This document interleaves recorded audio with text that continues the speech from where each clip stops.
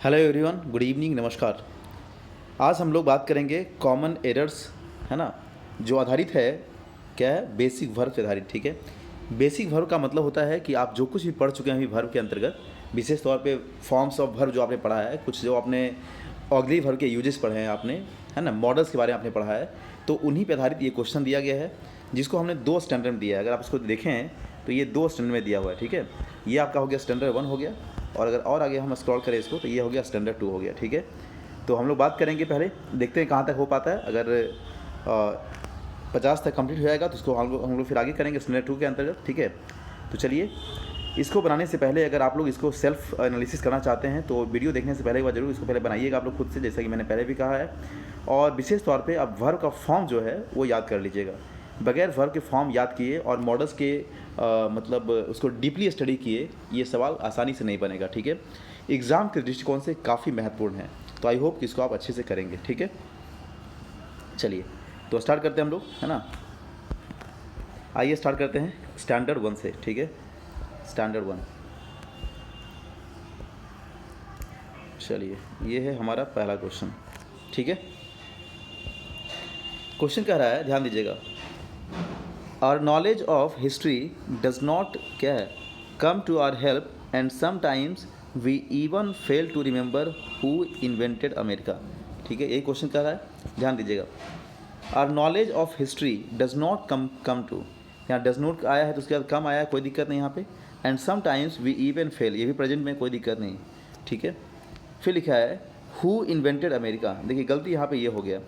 अब यहाँ ये गलती नहीं है कि सारे एक्शन प्रेजेंट में तो इसको प्रेजेंट में करेंगे। ठीक है, क्योंकि अमेरिका की खोज करता है, ये कोई हैबिचुअल एक्शन प्रेजेंट का नहीं है, किसी ने खोज किया इसकी बात कर रहा है यहाँ पे। ठीक है, तो खोज करने का जो होता है, देखिए मीनिंग इन्वेंट भी होता है और डिस्कवर्ड भी होता है, लेकिन आपको थोड़ा सा ये बात ध्यान रखना होगा कि इन्वेंट जो है ना, इन्वेंट, ठीक है, इस इन्वेंट का मतलब होता है खोज करना किसी वैसे चीज़ों का जो चीज़ें हमारे पास पहले से अवेलेबल नहीं है, जैसे मोबाइल फ़ोन का, मोबाइल गैजेट्स का, इंटरनेट का। ठीक है, या वैसी चीज़ें जो हमारे पास सुख सुविधाओं के लिए ज़्यादा महत्वपूर्ण है, बट वो पहले से हमारे पास प्रेजेंट नहीं था, हमने उसको नए तरीके से उसको क्या किया है, खोज किया है, तो उसको हम इन्वेंट बोलते हैं। ठीक है, लेकिन अमेरिका जो है ये पहले से मौजूद था। हमने अमेरिका जाने के लिए समुद्री मार्ग खोज लिया और बता दिया कि वहाँ पे कोई प्लेस है, ठीक है, जो अमेरिका कहलाएगा या अमेरिका है।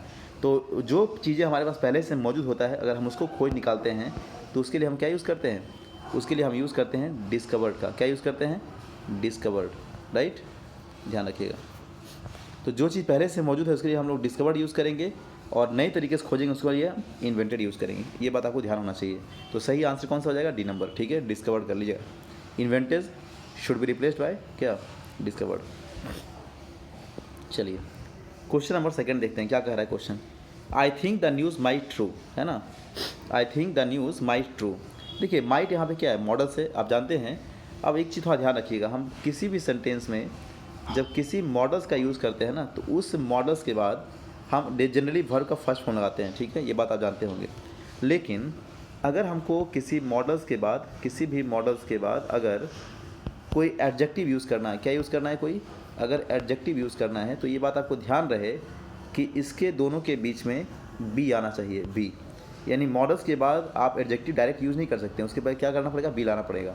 जैसे वह सुंदर होगी, सी विल ब्यूटीफुल नहीं कहेंगे, सी विल बी ब्यूटीफुल बोलेंगे। क्या बोलेंगे, शी विल बी ब्यूटीफुल। ठीक है, तुम ईमानदार हो सकते हो, यू मे ऑनेस्ट नहीं, यू मे बी ऑनेस्ट। तुम जैसे बोलते हैं ना, या तुम एक ऑफिसर हो सकते हो। ठीक है, तो वहाँ भी अगर नाउन के केस में भी रहेगा तो मॉडल्स के बाद डायरेक्ट नाउन नहीं आएगा, पहले बी आना ही पड़ेगा यहाँ पे। ठीक है, ध्यान रखिए, मॉडल्स के बाद डायरेक्ट क्या आता है, V1 आता है, और वैसे बी जो है ये भी V1 ही है, उसके बाद यहाँ एडजेक्टिव का यूज़ किया गया है। ठीक है, चलिए यहाँ तो कोई दिक्कत नहीं। तो आपका आंसर यहाँ क्या हो जाएगा, बताइए, माइट ट्रू होगा या माइट बी ट्रू होगा, क्या बोलेंगे, तो यहाँ बोलेंगे sir might be true, right. Question number हम लोग देखते हैं आगे, 3 नंबर, ध्यान दीजिएगा। क्वेश्चन कह रहा है, very soon I realise that he is at fault. क्या लिखा है, ध्यान दीजिएगा, very soon I realise that he is at fault. ध्यान दीजिए यहाँ क्या लिखा है, पहला एक्शन पास्ट में है, तो आगे भी क्या होगा जानते हैं, पास्ट में होगा। ठीक है, कि अभी अभी मतलब मुझे तुरंत रियलाइज़ हुआ कि उसकी गलती है नहीं, उसकी गलती थी। तो किसी भी सेंटेंस का एक एक्शन जब पास्ट में होता है तो उस सेंटेंस का अगला एक्शन भी क्या होगा, पास्ट में होगा। तो ही इज़ एट फॉल्ट होगा कि ही वाज एट फॉल्ट होगा, बताइए क्या हो जाएगा। तो आप कहेंगे sir he was at fault, right. चलिए इसके स्थान पे वाज कर लीजिएगा, ठीक है ना यहाँ तक। क्वेश्चन नंबर 4 देखिएगा। ही रिमेंबर्ड दैट हिज वीज़ा, उसे ये बात याद था क्या, हिज वीज़ा, ठीक है, will be expired in a month, क्या लिखा है यहाँ पे, will be expired in a month. बोलिए यहाँ क्या हो जाएगा। फिर से वही नियम है, जो नियम अभी हमने आपको बताया वही नियम फिर से काम कर रहा है। क्या हो जाएगा बताइए, जब एक एक्शन पास्ट में है तो आगे भी क्या होगा, पास्ट में होगा। तो विल भी एक्सपायर्ड करेंगे या वुड भी एक्सपायर्ड करेंगे, बताइए। अरे भाई विल भी एक्सपायर्ड करेंगे हम लोग या वुड भी एक्सपायर्ड करेंगे, तो कहेंगे सर विल को हटा के हम वुड कर देंगे, क्या करेंगे, विल को हटा के वुड कर देंगे, ठीक है। चलिए काफ़ी आसान है, कोई दिक्कत नहीं है। क्वेश्चन नंबर 5 देखिएगा। ही वॉज सो इंक्विजिटिव, ठीक है, that he rose many questions in the class. अब आपको हम पढ़ाएंगे वर्ब का फॉर्म में, याद करिए। एक होता है राइज, तो राइज का पास्ट क्या होता है, रोज। इसका भीतरी क्या होता है, राइजन, राइज रोज राइजन, राइट। और एक होता है रेज, RAISE रेज, ठीक है, RAISE रेज, सॉरी फिर से मैं लिख देता हूँ। राइज था, इसका रोज हो जाएगा, और फिर यहाँ क्या हो जाएगा, राइजन, राइट। एक होता है RAISE रेज, इसका पास्ट बनेगा RAISED रेज्ड। इसका जो भीतरी बनेगा ये भी बनेगा RAISED रेज। अब दोनों में अंतर समझिए आप लोग, क्या अंतर है दोनों में। तो राइज का मतलब होता है उठना या उगना, जबकि रेज का मतलब होता है उठाना, ठीक है। तो कोई भी क्वेश्चन को हम, क्वेश्चन क्या होता है, अपने आप तो नहीं उठता है, क्वेश्चन उठाया जाता है, मुद्दा को उठाया जाता है। तो रेज का मतलब उठाना हो जाएगा और राइज मतलब उगना होता है या उठना होता है, ठीक है। ये उठने के सेंस में और ये उठाने के सेंस में, उठाना। तो कोई भी मुद्दा हो गया, क्वेश्चन हो गया, प्रॉब्लम हो गया, है ना, इन सारे चीज़ों को हम क्या करते हैं, रेज करते हैं, क्या करते हैं, रेज, उठाते हैं, राइट। ध्यान रखिएगा यहाँ पे क्या हो जाएगा, he was so inquisitive that he rose, नहीं, क्या करेंगे यहाँ पे, raised, RAISED, he raised many questions in the class, right. चलिए क्वेश्चन नंबर 6 देखिएगा। He was born to poor parents, he was born to poor parents. ये सारे के सारे आपको वर्ब फॉर्म में हमने पढ़ाया रखा है, ठीक है। अगर आपको याद होगा तो देखिएगा, वहाँ बताया थे, याद करिए दो चीज़, बियर और एक और होता है बियर, PEAR, दोनों वर्ब है। इस बियर का जो बनता है पास्ट बनता है BORE, इसका भी पास्ट बनता है BORE, ठीक है। इसका भीतरी बनता है BORN और इसका भीतरी बनता है BORNE।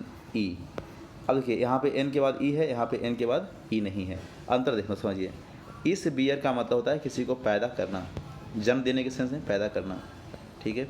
जबकि इस बियर का मतलब होता है बर्दाश्त करना, टॉलरेट करना, एंड्योर करना, सहन करना, ठीक है, बर्दाश्त करना। तो थोड़ा ध्यान दीजिए आप लोग, जब बच्चा यहाँ क्या कह रहा है, ही वाज बॉर्न, उसका जन्म हुआ, यही कह रहा है अब ना। तो जन्म होने के केस में हम लोग जो बॉर्न शब्द का यूज़ करते हैं, इसका स्पेलिंग होता है BORNE नहीं होता है, क्या होता है, BORN होता है, क्या होता है, BORN होता है, ठीक है।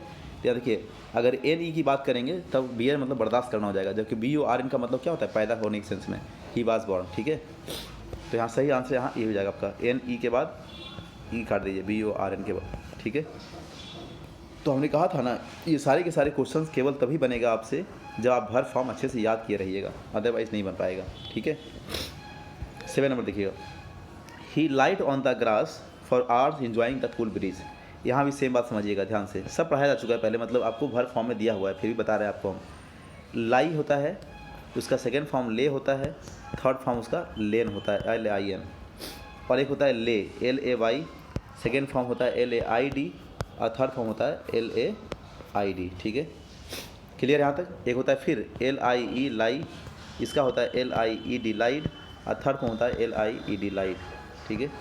अब समझिए, इस लाई का मतलब होता है झूठ बोलना, ऊपर वाले का मतलब, ये जो बीच में हमने लाई लिखा है इसका मतलब होता है लेटना और इसका मतलब लिटाना होता है, ठीक है। LIE का जो है लाई लाइड लाइड जो होगा, है ना, उसका मतलब झूठ बोलना होता है। LIE का जो बनेगा ले लेन, इसका मतलब लेटना होता है, इसका मतलब लिटाना होता है। तो आदमी घास पर बैठकर झूठ बोलेगा, घास पर बैठकर लेटेगा, बोलिए क्या होगा, तो लेटेगा ना कि लिटाया जाएगा, लेटेगा। तो ही लाइड होगा कि ही ले होगा, बताइए क्या हो जाएगा, ही ले। और ये वाला ले नहीं है, ये ले होता तो V1, ये क्या है, V1 है ना। आप जानते हैं V1 का मतलब होता है कि वर्ब का फर्स्ट फॉर्म, और ही के साथ हम लोग अगर यूज़ करेंगे तो वर्ब का 5वां रूप यूज़ करते हैं, ठीक है। तो इसीलिए ये वाला नहीं है, ये वाला है, पास्ट वाला है, वह लेटा हुआ था, ठीक है, ही ले, ठीक है। चलिए, during the rainy season many reverse over flu, यहाँ भी वही बात है। देखिए फ्लो का मतलब क्या होता है भाई, फ्लो मतलब होता है बहना, ठीक है। तो फ्लो का बनता है फ्लोड और फिर बनता है फ्लोड। अब अगर इसके पहले हम ओवर लगा दें तो हो जाएगा ओवरफ्लोड। एक होता है मीनिंग फ्लाई, फ्लाई होता है, इसका बनता है फ्ल्यू और इसका बनता है फ्लोन, FLOWN, ठीक है। कितना क्लोज मीनिंग है। फ्लाई मतलब उड़ना होता है जबकि फ्लो मतलब बहना होता है। तो यहाँ नदी बहने की बात कर रहा है तो यहाँ क्या हो जाएगा, ओवर फ्लोन नहीं होगा, फ्लोन तो होता है फ्लाई फ्ल्यू फ्लोन, यहाँ हो जाएगा फ्लोड, ठीक है। यहाँ क्या कर लीजिए आंसर आपका ओवर फ्लोड, यही आपका आंसर हो जाएगा, ठीक है। चलिए सही आंसर सी नंबर, ठीक है ना। क्वेश्चन नंबर आगे देखिएगा। ही ले हिज लगेज, देखिए आ गया ना, ही ले his luggage aside and lay down, देखिए उसने अपने लगेज को रख दिया, अभी बताया था आपको ना, लाई ले लेन होता है और ले लेड लेड होता है, ठीक है। ही ले हिज लगेज, उसने अपने लगेज को क्या कर दिया, रख दिया, ठीक है। एंड ले डाउन और लेट गया, ठीक है, क्या किया, लेट गया, to rest for a while. तो उसने लगेज को रख दिया, लिटा दिया वहाँ पे, ठीक है। और फिर क्या करा है वहाँ पे, aside and lay down, sorry एक मिनट, ले डाउन है ना, to rest for a while. बताइए यहाँ क्या हो जाएगा इसमें, जल्दी से बोलिए फटाफट।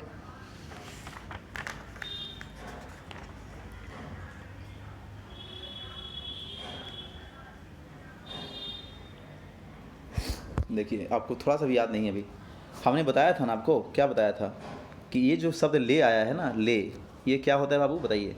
तो ले का जो पास्ट होता है, ले मतलब लिटाना, तो बैग को अपने आप थोड़े रखा जाएगा, उसको रखेंगे ना। तो ले, लेड और क्या होता है, लेड होता है, ठीक है। जबकि लाई का मतलब लेटना होता है खुद से, तो लाई का होता है ले और फिर क्या होता है, लेन होता है। तो इस लाई का जो पास्ट यहाँ ले है, यही तो यहाँ दिया गया है, ए ले बाई ले, कि वह लेटा।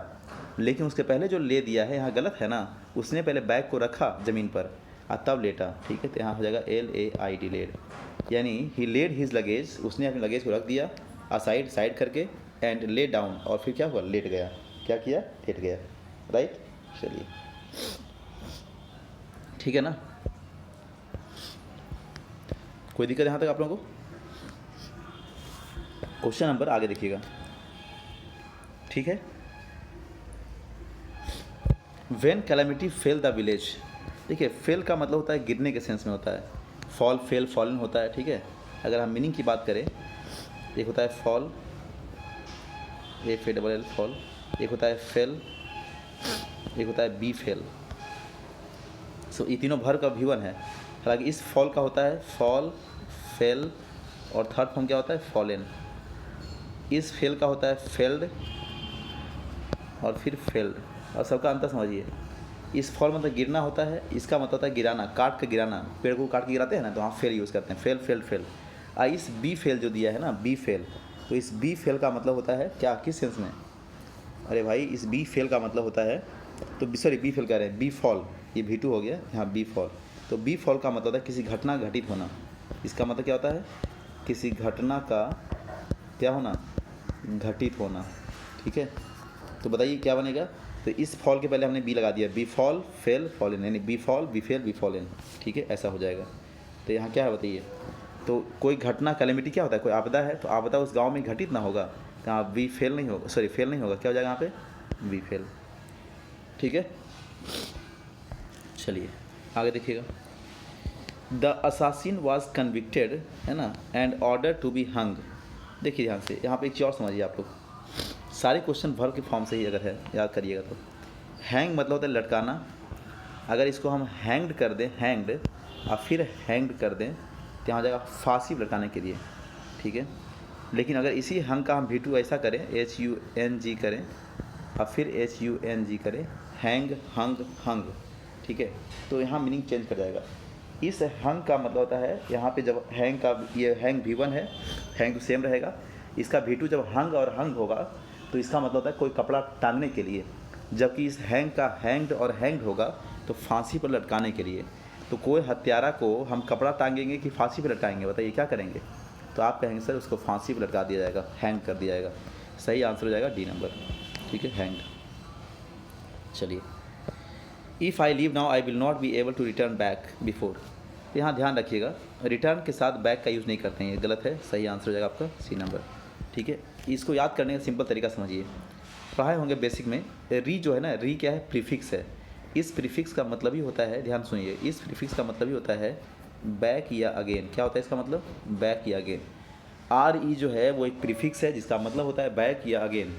ठीक है, आर ई एक प्रीफिक्स है जिसका मतलब क्या होता है, बैक या अगेन।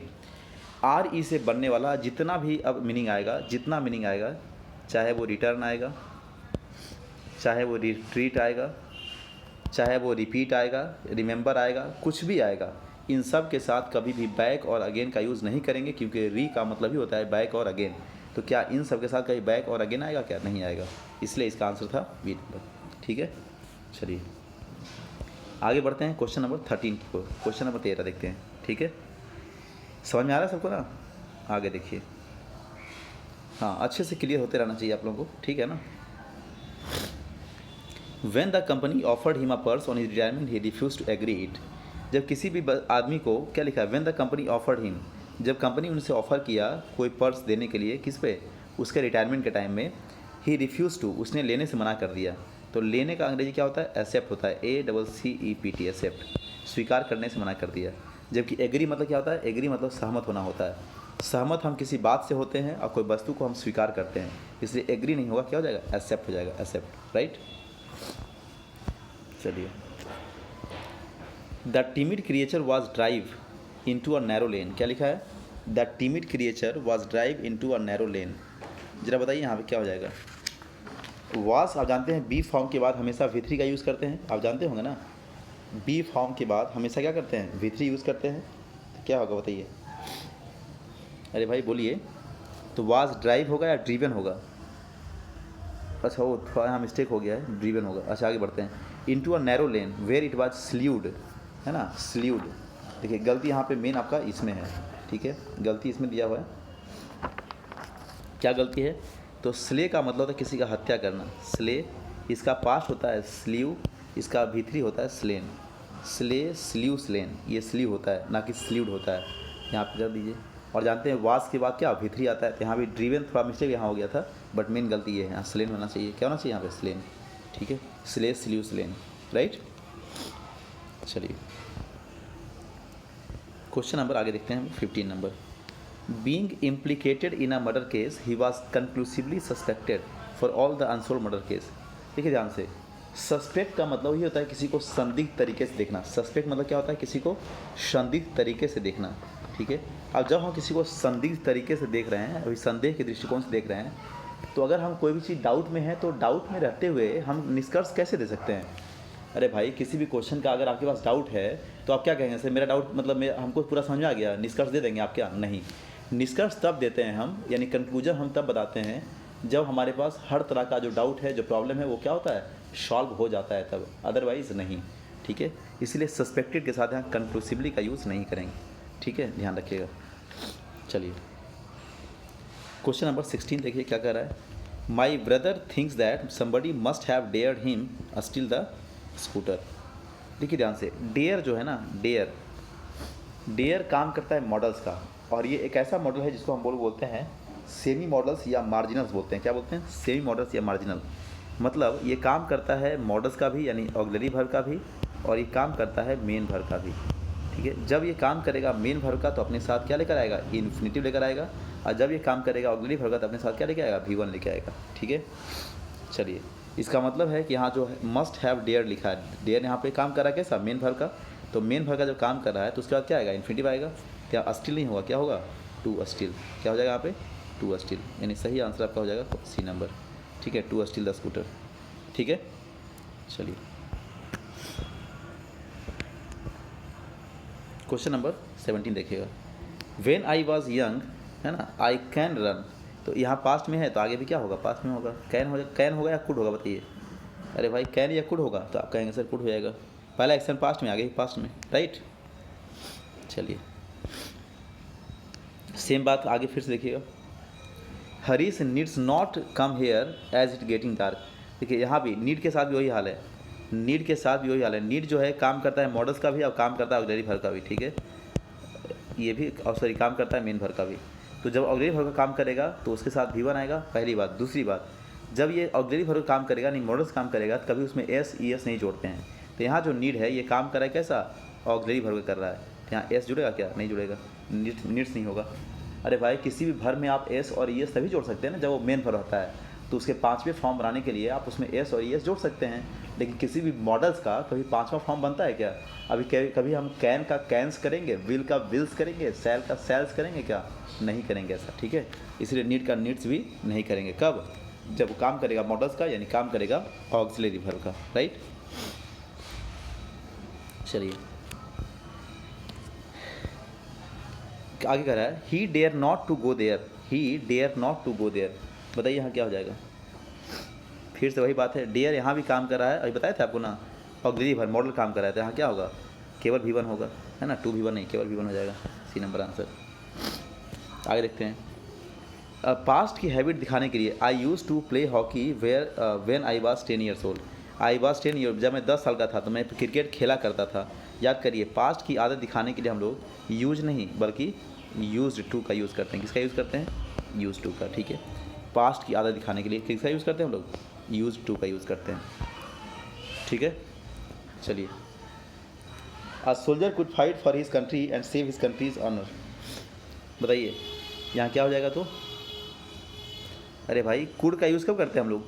पास्ट की क्षमता दिखाने के लिए। लेकिन सोल्जर जो है, ये सोल्जर के सेंस में कह रहा है ना कि उसको अपने देश के लिए लड़ सकता था और बचाता है उसको। नहीं, लड़ना चाहिए, अवश्य निश्चित तौर पर लड़ना चाहिए, ठीक है, मतलब मस्ट।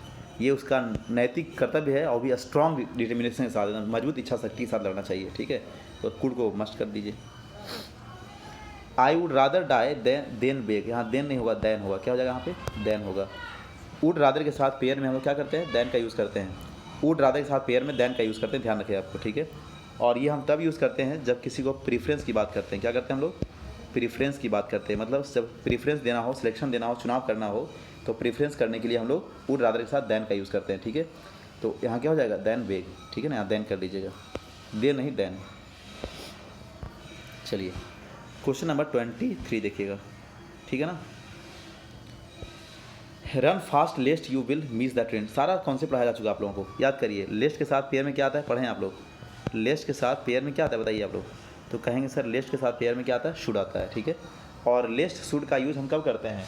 हम तब करते हैं जब किसी घटना यानी वैसी घटना, जो घटना क्या है? अशुभ है। अगर उस अशुभ घटना को हमें सावधान करना है, सचेत करना है, किसी को वार्न करना है, तो वैसे कंडीशन में हम लोग क्या करेंगे? लेस्ट के साथ किसका यूज़ करेंगे? शुड का यूज़ करेंगे, ठीक है। लेस्ट के साथ क्या यूज़ करेंगे? शुड यूज़ करेंगे। तो run fast लेस्ट you should miss the train, मतलब तेज़ दौड़ो, कहीं ऐसा ना हो कि तुम्हारी ट्रेन छूट जाए। लेस्ट you should miss the train, ठीक है। चलिए बाबू, यहाँ तक कोई दिक्कत आप लोगों को? किसी भी स्टूडेंट को यहाँ तक कोई भी परेशानी अगर है तो बताइएगा, ठीक है। चलिए आगे क्वेश्चन नंबर 24 बोलेंगे हम लोग। 24 क्या कर रहा है? ध्यान दीजिएगा इसमें। ही होप्ड, है ना, that he will pass the exam with fly colours, ठीक है। यस, पहला एक्शन पास्ट में है तो आगे भी क्या करेंगे? पास्ट में करेंगे। सब पढ़ चुके हैं आप लोग। विल होगा या वुड होगा? वुड होगा। कई लोगों के दिमाग में ऐसा आ सकता है कि सर हम लोग ऐसा क्यों नहीं करें कि आगे यहाँ फ्यूचर दिया हुआ है विल, पहले चेंज करके होप्स कर दें। तो बाबू सुनिए, उसने आशा करता है कि वह पास कर जाएगा, नहीं, उसने ऐसा उम्मीद किया था कि वह पास करेगा, ठीक है, संभावना थी होने की। तो संभावना दिखाने के लिए हम लोग वुड का यूज़ करते हैं, विल का यूज़ नहीं करते हैं, ठीक है, इसलिए ध्यान रखिए। चलिए, you need to work hard, है ना, but you need not waste time on unimportant lessons, ठीक है। बताइए यहाँ क्या हो जाएगा? बोलिए क्या हो जाएगा इसमें?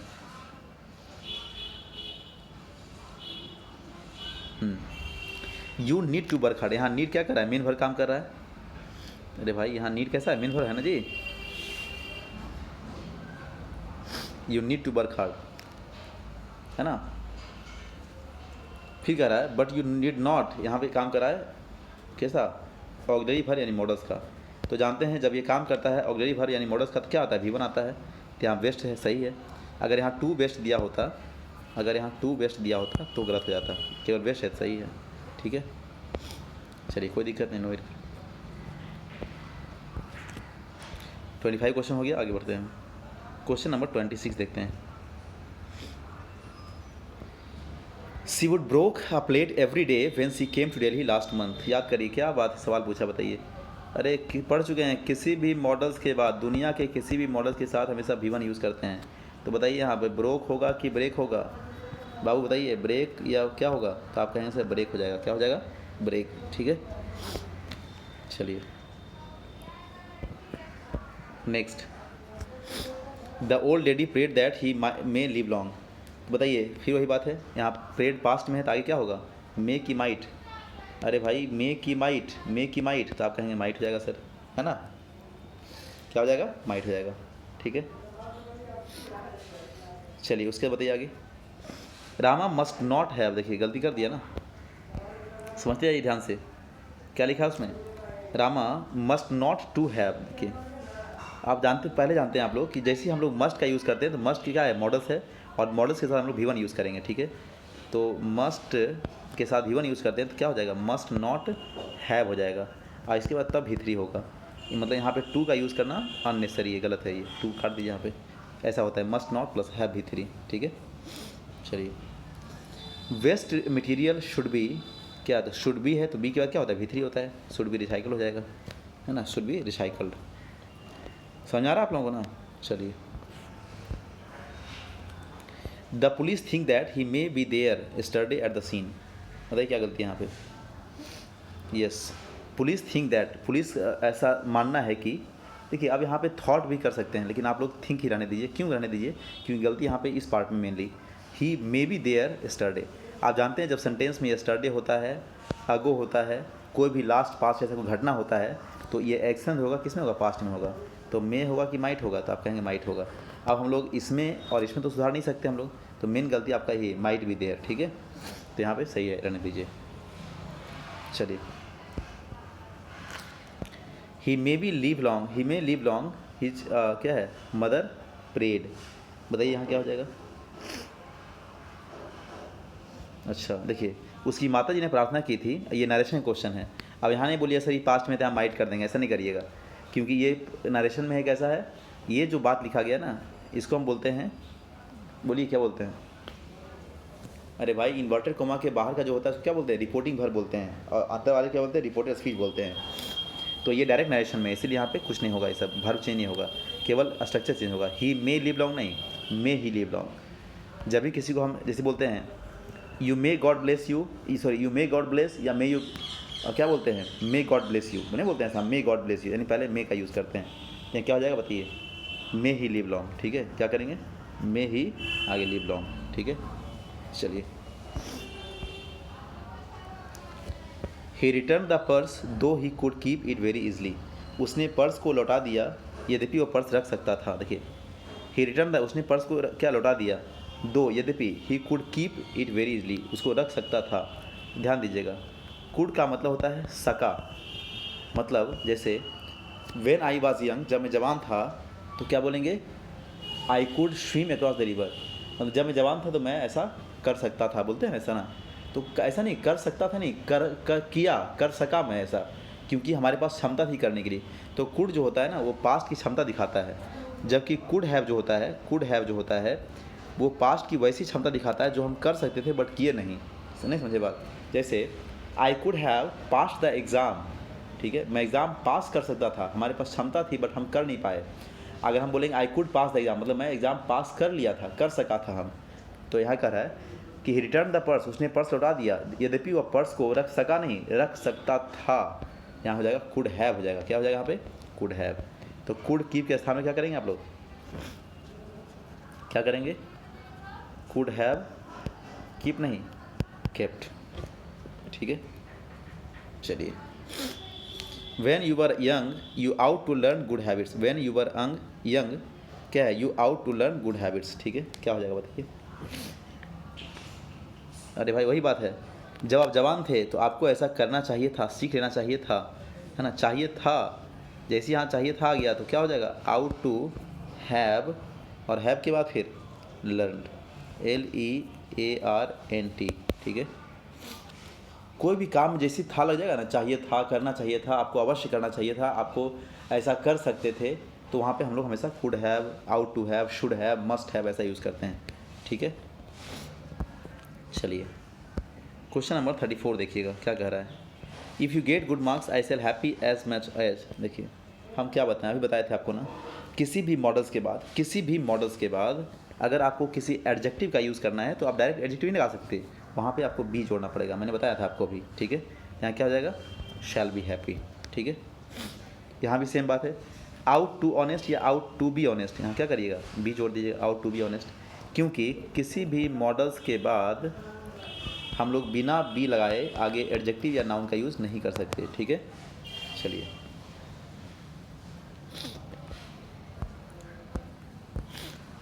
फिर देखिए, it is very cold here I should bring my woollen clothes but I didn't, ठीक है। क्या हो जाएगा बताइए हम, it is very cold here, देखिए कोई गलती है ना, यहाँ काफ़ी ठंड है, आई शुड ब्रिंग मुझे लाना चाहिए नहीं, मुझे लाना चाहिए था लाना चाहिए था, शुड हैव ब्राउट।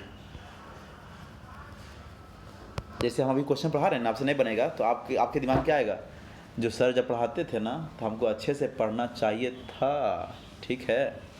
चलिए आगे देखिएगा, are you used to get up early, है ना, are you used to get up early. तो कोई भी जब हम आदत दिखाते हैं तो हाँ यूज टू का यूज़ करते हैं, ये भी आप जानते होंगे, है ना, करते हैं ना।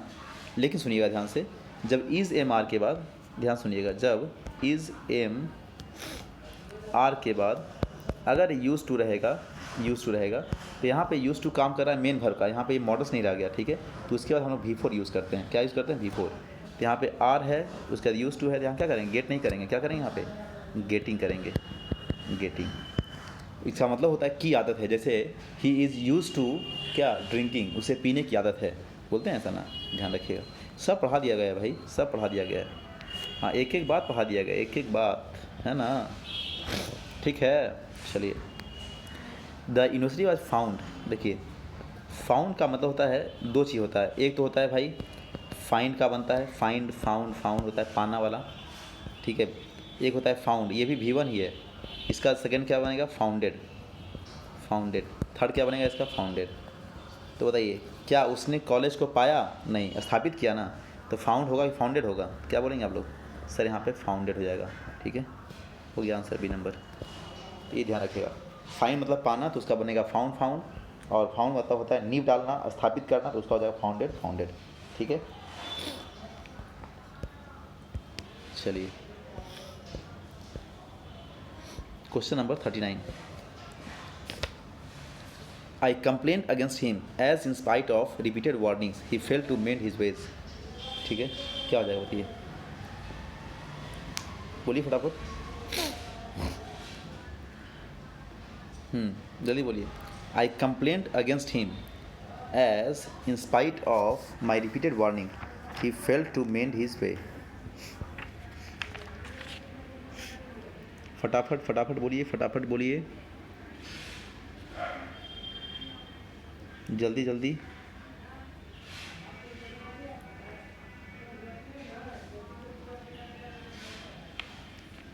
चलिए अभी तक आप लोग जवाब नहीं आया है, अरे भाई एक आध क्वेश्चन मतलब छोड़ देते हैं आपके लिए, तो आप नहीं कर पाते हैं ना।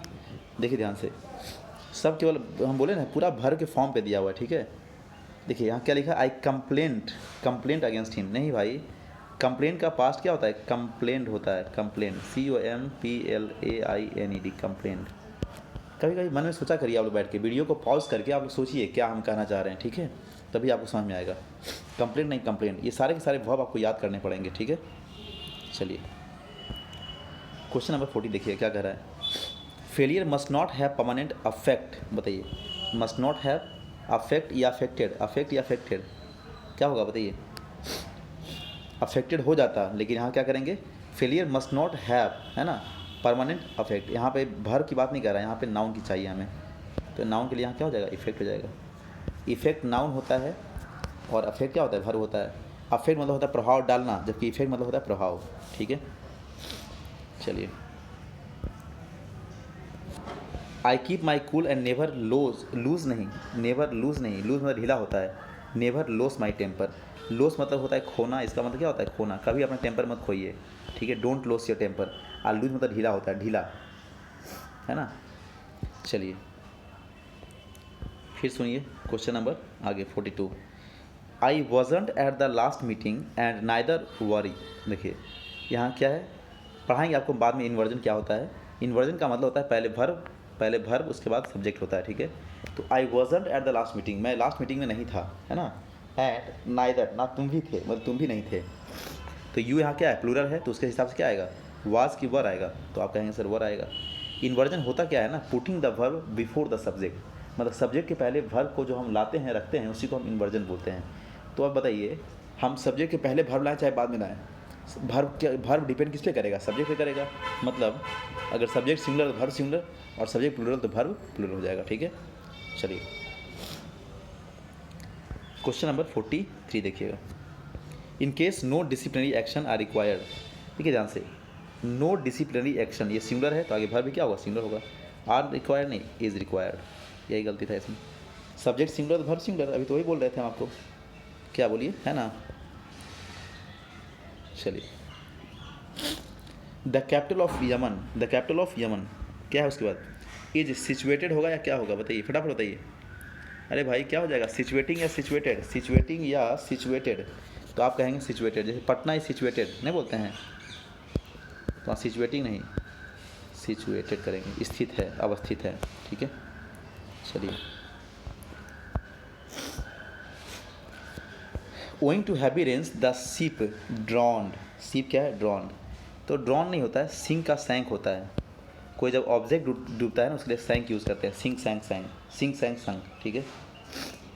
और आदमी डूबेगा तो हाँ ड्रॉन यूज़ करेंगे, ध्यान रखिएगा। The girls watched intently as the model applied her makeup with a practised hand. देखिए ध्यान से, आप समझते होंगे एक चीज़, सब पढ़ाया जा चुका है इसलिए हम थोड़ा फास्ट कर रहे हैं, ठीक है। याद करिए PRACTIC, प्रैक्टिस ये होता है नाउन, जबकि PRACTIAC प्रैक्टिस क्या होता है, वर्ब होता है।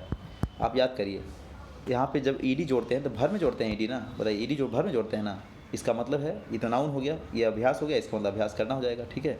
तो क्या करेंगे बताइए, इस प्रैक्टिस को चेंज कर दीजिए, PRACTI क्या हो जाएगा, ACD, प्रैक्टिस है, ठीक है। और यहाँ भी सेम गलती है, the well known pianist had to, practice नहीं, टू के बाद क्या आता है, V1 आता है, टू के बाद V1 आता है, जबकि प्रैक्टिस ये नाउन वाला है, यहाँ भर चाहिए, तो PRACTI क्या AC, ये भर हो गया। क्लियर है आप लोगों को यहाँ तक। चलिए उसके बाद 48 देखिएगा। द सिंगापुर सिंगापुर गए हैं, the signpost at the gate of the garden read, क्या लिखा उसमें, ट्रेस पासर्स, ट्रेस पासर्स का मतलब है जो अतिक्रमण करने वाले हैं, विल बी परसिक्यूटेड। तो यहाँ पे थोड़ा समझिए आप लोग ध्यान से, इस मीनिंग को ध्यान समझिएगा। एक मीनिंग होता है परसिक्यूट, जो यहाँ लिखा हुआ है परसिक्यूट, और एक होता है प्रोसिक्यूट, PROSECU, एक मिनट, SECUTED, है ना, प्रोसिक्यूटेड, ठीक है। अंतर समझिए दोनों में।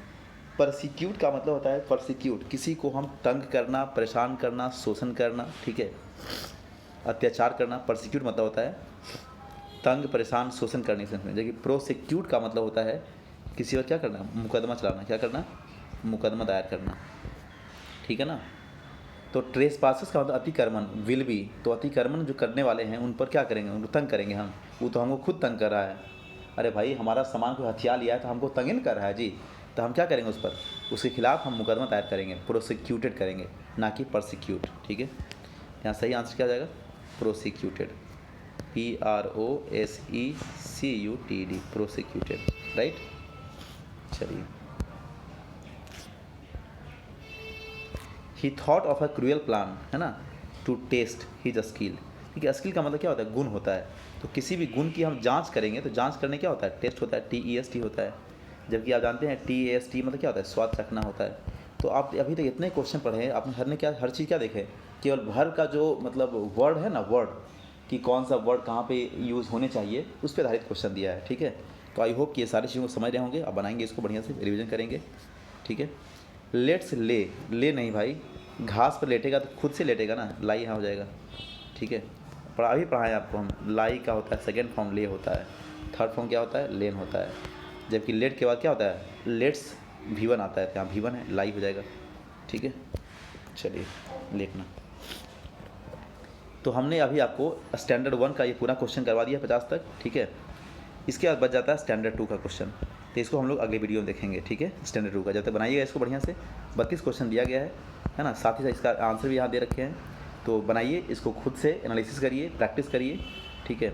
और साथ ही साथ ये भी चेक करिए अपने आप को, मतलब कि हम किस हद तक हम कर पा रहे हैं, मतलब पढ़ने के बाद आपकी जो क्षमता है कितना हद तक हो पा रहा है, ठीक है।